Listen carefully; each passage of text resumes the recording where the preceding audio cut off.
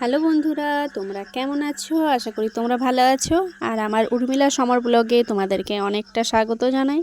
আর দেখো আরেকটা ব্লগ নিয়ে এসে গেছি। তো চলো সকাল থেকে কি করছি না করছি সেটা অবশ্যই তোমাদের সঙ্গে শেয়ার করব। তো চলো। তো দেখো সকাল সকাল উঠে গেছিলাম, যেহেতু তোমাদের দাদাভাই ডিউটি গেছিলো নাইটে, সকালবেলা আসবে সেই জন্য।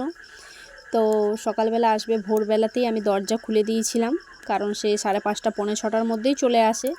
তো চলে এসেছিলো তোমাদের দাদাভাই, বাইরে মুখ টুক ধোয়াধুয়ি করছিল। আর এদিকে আমি দেখো নিজের মতো আমি কাজ টাজগুলো সব করে নিচ্ছি। প্রথমেই জানালাগুলো খুলে দিলাম।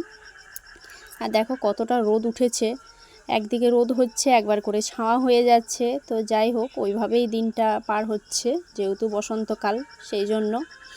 তো তারপর দেখো মেয়ে উঠে গেছিলো, মেয়ে বাইরে মুখ টুক ধোয়াধুয়ি করছিল আর কি ওর বাবার সঙ্গে।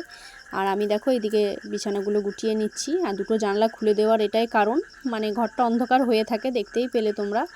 তো দুটো জানালা যদি আমি খুলে দিই তাহলে ঘরটা খুব সুন্দরভাবে আলো হয়ে যায়, সেই জন্য দুটো জানালা সকালবেলা খুলে দিলাম।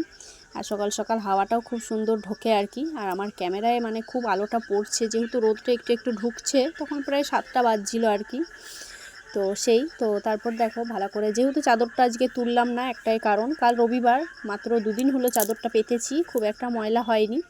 আর রবিবারে আগামীকাল ওটা তোলা হবে, সেই জন্য আর কি আর তোলা হলো না। একবারে রবিবারে কাচাকুচি করব সব বালিশের ওয়ার টোয়ার ওইগুলো, সেই কারণেই। তো সেই জন্য তো দেখো বিছানাটাও আমার ঠিক বাগানো হয়ে গেছে। তো এই আমার ছোট্ট বিছানা, ছোট্ট ঘরের ছোট্ট বিছানা। এখন আমার আলমারিটা আনার ব্যবস্থা হচ্ছে, দেখা যাক কোন দিকে রাখা যায়। তো সেই জন্য আর কি। তো তারপর দেখো বাইরে আমরা চাটা খেয়ে নেওয়ার পর, তারপর চাটা খেয়ে নেওয়ার পর দেখো 9:30 পৌনে 10টা বাজে প্রায়। তারপর গমটা একটু রোদে দিয়ে দিলাম। আর দেখো রোদটা বেশ ভালো লাগছিল, খুব জোর নেই রোদটা মনে হচ্ছে ক্যামেরায়।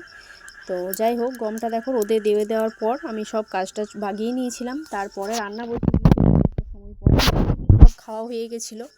তারপর একটু আজকে রান্না হচ্ছে কচি কচি সজনে ডাঁটা দিয়ে আলু পোস্ত করব। সজনে ডাঁটা আলু দিয়ে পোস্ত করব টমেটো দিয়ে। আজ দিনে নিরামিষই রাখছি। আর তার সঙ্গে আছে, এদিকে তো ভাত বসিয়ে দিয়েছি, ভাতটা প্রায় হয়ে এসেছে।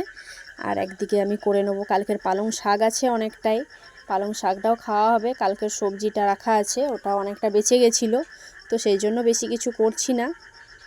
আর ধনে পাতা টমেটো দিয়ে চাটনিও করেছি। আর এই দেখো মেয়েকে একটু লেবু ছিল, একটা লেবু ওকে খেতে দেবো বলে ওই জন্য আমি ছাড়িয়ে দিলাম, আর ওকে দোকান পাঠিয়েছিলাম।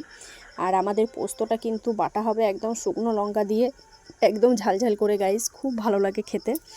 ঝালঝাল করে একদম পোস্তটা বাটবো, এত ভালো লাগে না ঝালঝাল। আর পোস্ত দেখবে একটু ঝালঝাল না হলে ঠিক ভালো লাগে না আমাদের মুখে, যেহেতু আমরা দেখো একটু ঝালটা বেশি খাই সেই কারণে।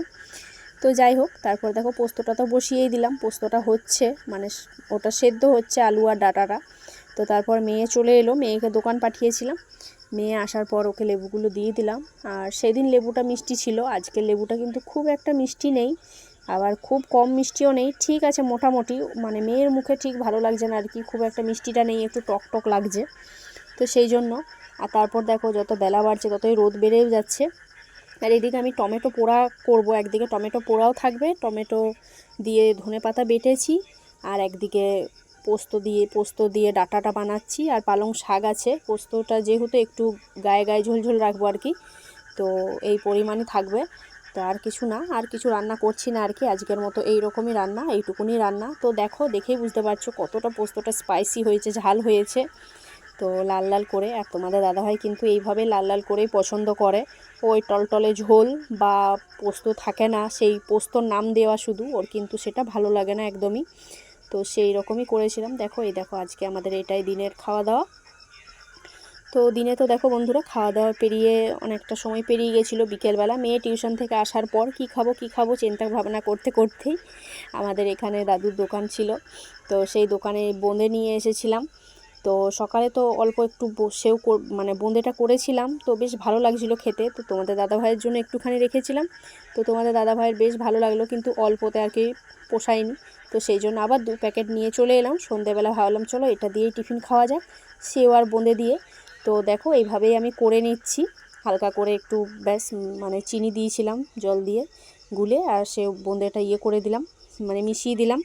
আর সেও দিয়ে তোমাদের দাদাভাই আর মেয়ে খেয়ে নেবে, আর আমি সেওটা খাবো না। আর আমি শুধুই বোঁদেটাই খাবো একটু মুড়ি দিয়ে। তো এতটাই। আমার এই বোঁদের রেসিপিটা কেমন লাগলো অবশ্যই তোমরা জানিও। আজ এতটাই বন্ধুরা, আর কিছু ভিডিও করতে পারিনি। আর দেখো তোমাদের দাদাভাই খাচ্ছে, বলছিল খুব সুন্দর হয়েছে, যেহেতু ভয়েসটা নিতে পারিনি, যেহেতু মানে আর কি বলবো, তোমাদের দাদাভাই গান শুনছিল সেই জন্য। তো বন্ধুটা এতটাই আমার ভিডিওটা। তো তোমাদের কেমন লাগলো সব কিছু মিশিয়ে অবশ্যই কমেন্টে জানিও।